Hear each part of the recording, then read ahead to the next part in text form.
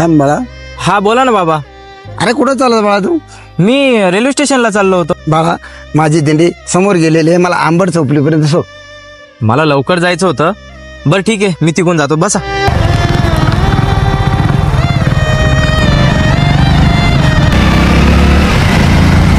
बाळा इथं थांब.